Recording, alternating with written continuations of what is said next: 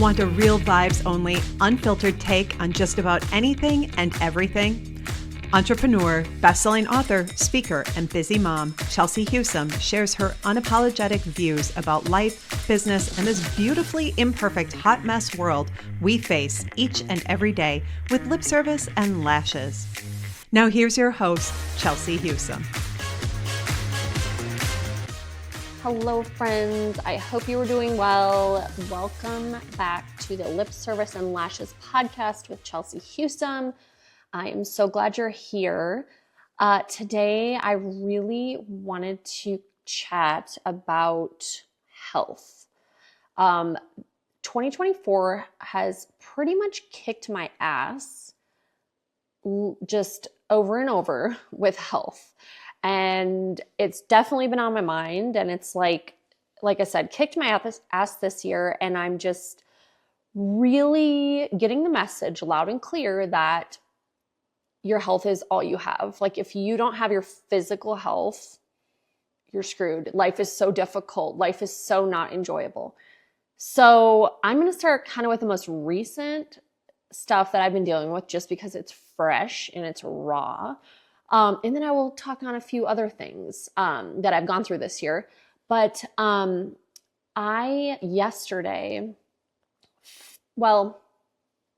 back up a little bit. A few weeks ago, I had an MRI on my neck because I get really bad headaches. And they were like, we should do an MRI.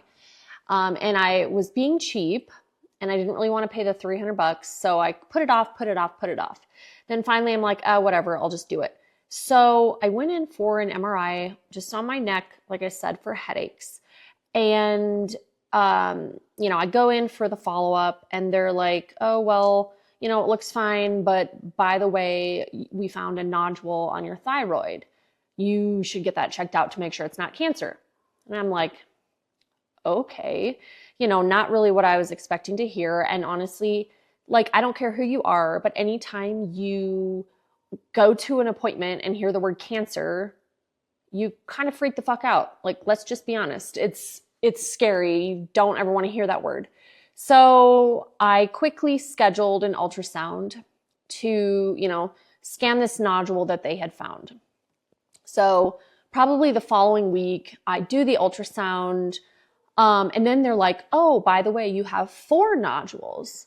I'm like, great news there. So, and they're like, and we need at least 2 of them to be biopsied. So again, in the back of my brain, I'm always a positive person. I hope for the best, but in my brain, you go down that kind of dark rabbit hole of like, holy shit, what if this is something? You kind of just start going to the dark places as much as you try not to. So, it took forever to schedule the biopsy. I literally had to call the hospital for 4 days. And I finally, on the 4th time, I started crying and I was like, hi, I just literally would love to know if I have cancer or not. So that would be really great if you could help me and get this scheduled. Because for some reason they were having issues scheduling it. They had to you call to schedule and then they have to check with somebody else to schedule. And then they call you back to confirm the schedule, which is really odd. And I don't get it, but whatever. So finally, yes, I start crying like a psycho on the phone. I think the lady was like, oh my God, she felt bad, but I finally got a call back and had to schedule it for out of town because the town I live in just was not getting back to these people. And she felt really bad. She's like, I got my supervisor involved. This shouldn't be happening, blah, blah, blah. Okay. So I get it scheduled. I drive to a town a little bit further away, whatever. It didn't take too long. The prep took, I don't know, an hour. And the nurses were just yakking my ear off. I knew way more about them than I ever had hoped or wanted to. Finally get in. I think I'm literally, they numb my neck. I'm, getting these needles poked in my neck. Gross. I know. I hate needles. Freaks me out. But I think I was only like in the room with this guy for like 16 minutes, and then I'm out and I'm on my way, right? And just I had to wear this like, well, I had Band-Aids on. I had to wear this, put ice on it with this weird like ugly thing. And my kids were like, "Oh my God, Mom, what's wrong?" I was like, "Oh, I just had a checkup," because obviously I'm not like, I didn't want to tell them what I was actually doing to scare them. So, okay, I get the biopsy, and a few days later, probably 4-5 days later, I get the results. Well, my nurse emailed me and she said, okay, one is benign, great. The other one needs more testing. And she said, don't freak out yet. It doesn't mean that it's bad. It doesn't mean yet that it's dangerous. And just hearing that, you go down you go into the dark places. And like, yes, while you hope everything is great and you're trying to be positive, like you just get those thoughts in your head, the really creepy, bad thoughts, and you kind of start to freak out. So she's like, hey, I'll let you, it might be a few days. I'll let you know as soon as I hear. Okay, so this was like 11 days ago. Finally, yesterday, so 10 days later of pretty much pure mental hell, of like just feeling numb and waking up every day. Like I would wake up and I'd be like, oh shit, it's still out there. Like I could still have cancer, not knowing just totally sucked, the waiting. And really, I think overall, I handled it really well, honestly, because I could have just been a hot, crazy lunatic. And hold on. So overall, I handled it pretty well. But I started getting into these weird mental things. Like I would drop my kids off at school and then I would like start sobbing in the car on the way home. Like, oh my God, what if, I know I'm being dramatic here, but like, what if they come back and say, girl, you got 1 month to live? Like shit like that just was seeping into my brain.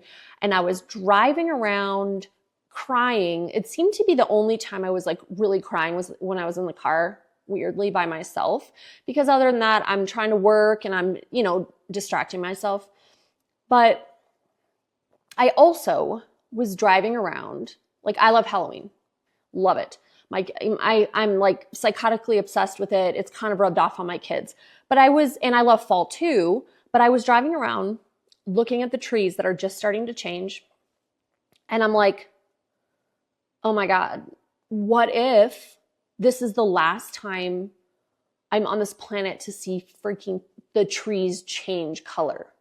And so I was like teary-eyed looking at these trees that are, beautifully changing color, going, what if? Like maybe this is the last time I'll ever see this. And again, I know, friends, that I'm being dramatic. But if you've been in this situation, pretty much everyone goes there. You can't help but like go there mentally and just kind of be a crazed lunatic and just think and wonder the worst sometimes. Like as much, again, as we're trying to be positive, like you go there and it sucks. And then I was also thinking, okay, I wasn't going to take my kids to a little fall festival, whatever, pumpkin patch this year. And then I'm like, oh my God, but what if this is the last year that I get to do this with my children? It was like really mentally weird. And even like taking my kids to a movie or something like that, it just like hit me like all the little tiny things that maybe day to day we don't really pay attention to or enjoy. I was like thinking, oh my God, what if these don't get to happen anymore? Or what if really the hardest part for me is like, I know I've lived an amazing life. I've done more than I ever thought I would. Like my life is so fulfilling and I've just had amazing experiences. And I'm like, I can truly say with my whole being that I have lived my life, right? And lived it well and just done things, made memories and had experiences, right? But when I sit there and look at my children, that just freaking kills me. Like, thinking about my boys, again, what if,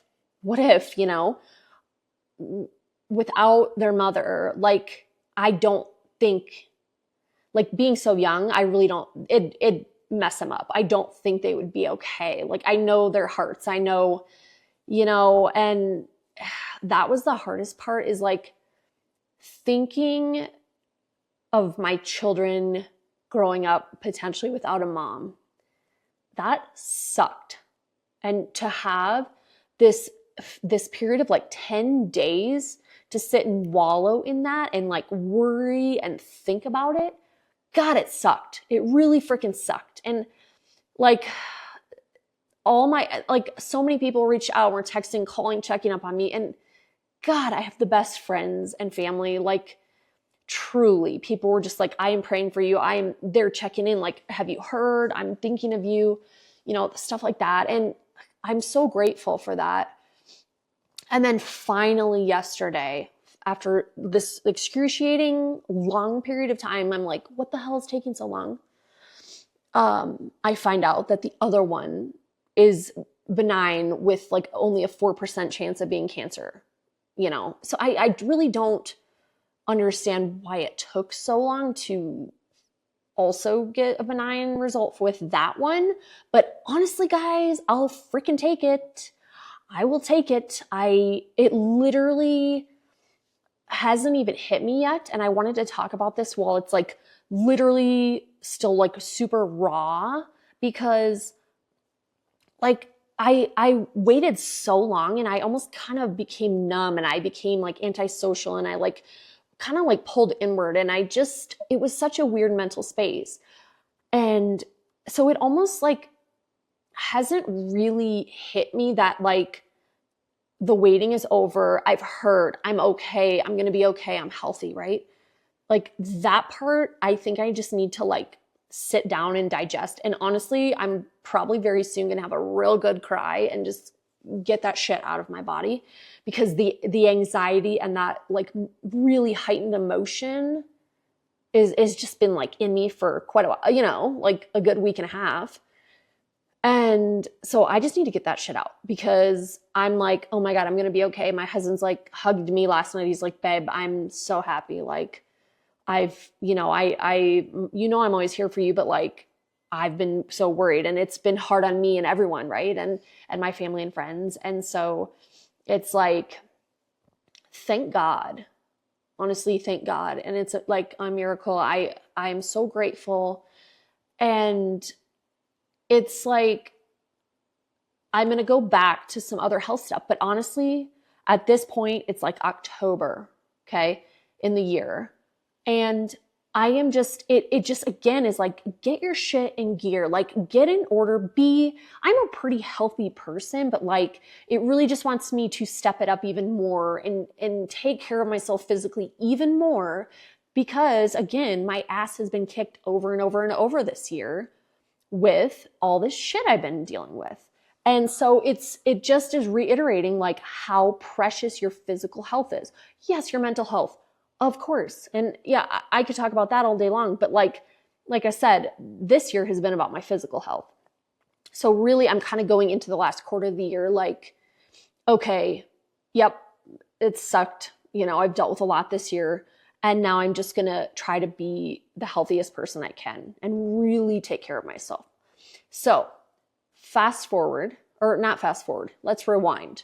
So earlier in the year, God, it was February.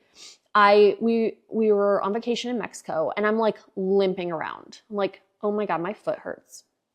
Like my foot hurts really bad.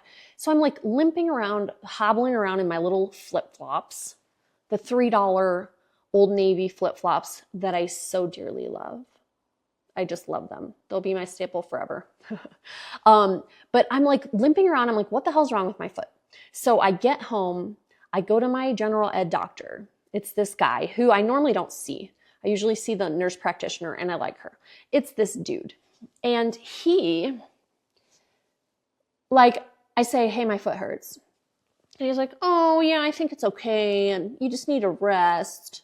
And I'm like, Yeah, dude, you're telling a woman, a mom, and just like to rest. I'm sorry, you kind of want to punch someone in the face when they say shit like that, because it's like a man telling a woman to rest. You're like, dude, we don't get any rest, like at all. Maybe we get like 10 minutes a day to actually sit down, and then we got to get up and do more shit. Like, you can't tell a woman to rest. I'm sorry, especially a mom.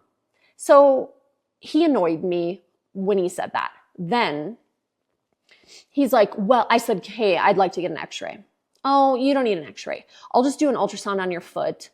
That should be fine. So he does this little ultrasound. He says, oh, well, the tendons look slightly inflamed. I think you just need to rest. You're good. So I'm like, yeah, I don't like you. So I leave. It still hurts. I quote, try to rest. But even when I'm trying to rest, I still get like 10,000 steps because like, hello, I'm just living my life. I'm not even trying to like walk around. That's just life. So I still have a hurt foot. Then I call my insurance and realize I can go to a podiatrist. I think that's what it is. Foot doctor. Yes. And I just call there and go there. So they do x-rays, whatever. They're like, well, we don't see a break. Let's do an MRI. $1,000 freaking later. Oh, well, they then tell me I have a quote, swollen bone. Okay. Which I'm like, wait, what? I didn't realize bones could swell and I don't understand this. And then I Google it because like, what else are you going to do? And it says pretty much you have like a really serious infection if you have a quote swollen bone and you're probably going to die. So that went well. So they put me in a boot for like a month. They say, come back. If it still hurts, we're going to look at something else. I come back. It still hurts. Feels completely the same. And I'm like, okay, this is ridiculous. So they tell me they can give me an injection, whatever, wear the boot more. And I'm just like, again, this is bullshit. Like, I don't feel like anyone is getting to what's actually happening here. So then I research another doctor, like a foot surgeon. And my friend refers him. She said he's amazing. So I go meet with him. He goes, well, did you ever see the MRI from the last place? And I said, no, they never showed it to me. He says, okay, he pulls it up. He goes, well, do you see that bone right there? It's black. And you see all the other ones around it, they're white. And he's like, that's clearly a stress fracture. It's broken. I'm like, who would have thought, people? So the last place just really didn't know what they're doing. So this guy tells me it's broken. Great. He tells me, he gets me a better boot, which I ended up getting the invoice for that. And that was $500 for that fancy, must be diamond encrusted boot. That sucked, but wore that one now for another month. Then I go back. And now at this point, this doctor, the third one, was physically, personally in the hospital. Like, not operating on people, but he was in the hospital personally. So I couldn't see him anymore. Okay. So then I show up and they're like, did you have an appointment today? And I'm like, yeah, I did. And, so they just like shove me with some other doctor. So this is doctor number 4. He's like, and at this point, my other foot is hurting as well. So both feet feel like they're broken. So he's like, that's so weird. This is just really weird. It doesn't make any sense. Well, what foot hurts the worst? I'm like, well, now the left one. He's like, well, how about we switch? We're going to switch the boot to now from your right foot to your left foot for a month. And I'm like, yay. What the actual hell is going on, people? So I leave this 4th doctor and I'm like, this is a bunch of crap. So I leave this 4th doctor and I'm like, this is a bunch of crap. We have not gotten to any solutions for my foot. I'm just toggling back and forth between a boot And I've now pretty much wasted like all summer. I can't do anything. It's just really annoying. And I'm months into this. So my neighbor recommends the fifth doctor.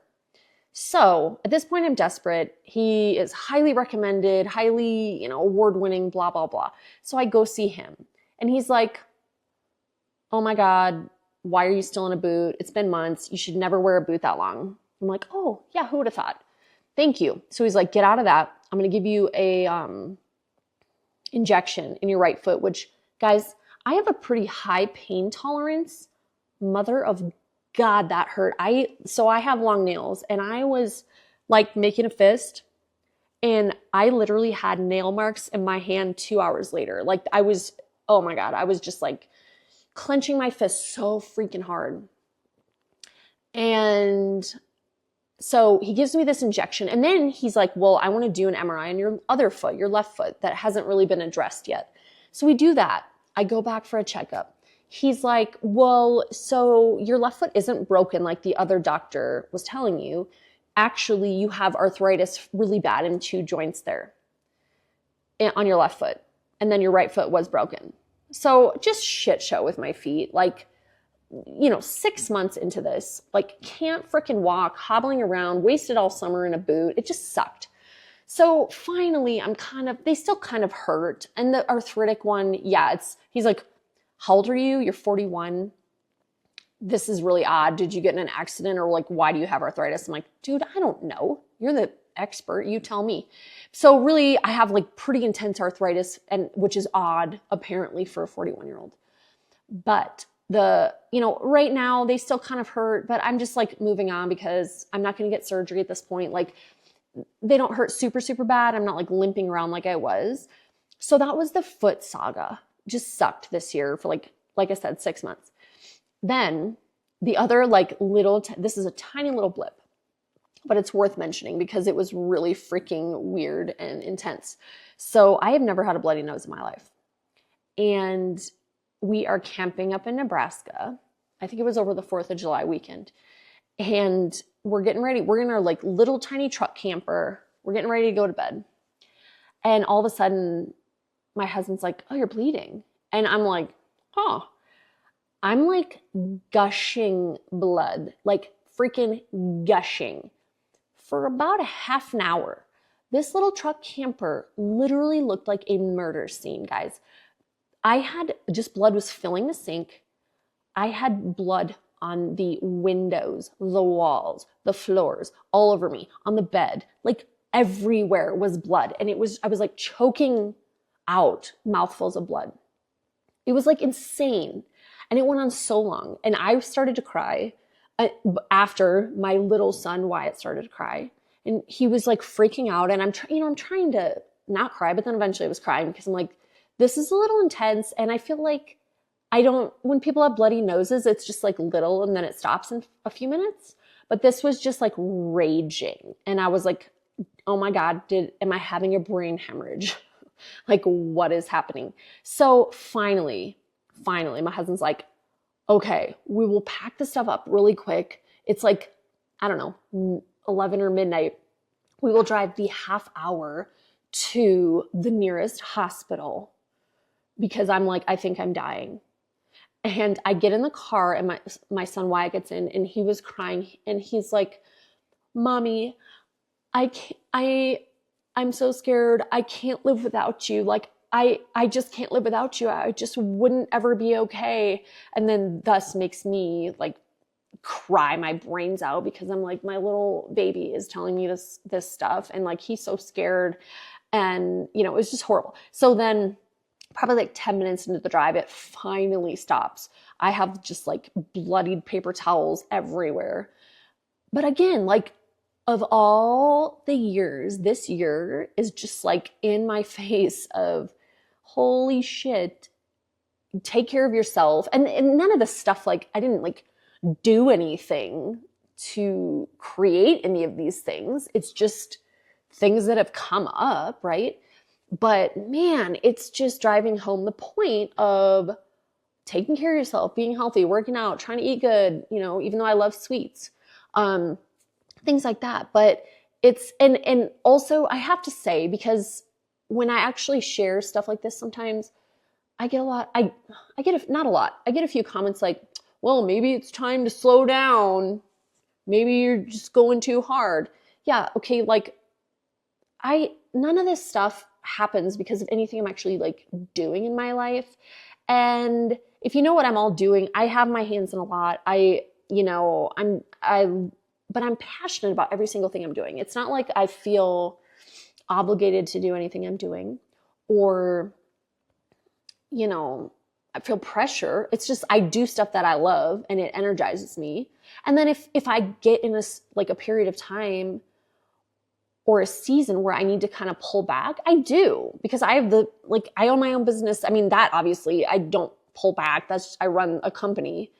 But like other stuff, maybe I'll pull back on my travel or speaking or meetings or whatever. Like I have the ability to do that. And I do that to give myself grace in the seasons where I'm maybe sick or not feeling the best, or maybe just mentally like struggling with stuff.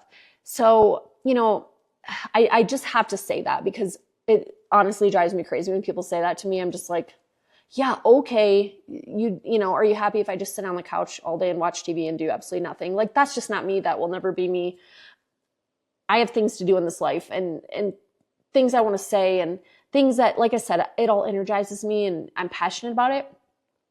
And I can also still take care of my health while doing all those things. So just wanted to share those things. Like I said, it's been a year. I am so freaking grateful right now for yesterday's news of the second benign nodule. Like, again, it hasn't hit me. I may hit stop record and then go sob my brains out. But I also need to run and get the children from school. So take care of yourselves, be gentle, set boundaries as needed. I just want to share my experience, because I know we all go through different health things and situations in life, but, it is okay to step back and to kind of, to take care of yourself and do things you need to do to heal or get better or feel better. So I'm always listening. If you guys need anything, please, please, please reach out. Please please share, please review this podcast. I so appreciate you. And just remember, no BS, just real vibes. Thanks for listening to Lip Service and Lashes with Chelsea Husum. Make sure to subscribe wherever you get your podcasts. To learn more about Chelsea and her life as a hot mess mompreneur, head over to chelseahusum.com. And be sure to follow her on all social platforms. Thanks for listening, and just remember, no BS, just real vibes.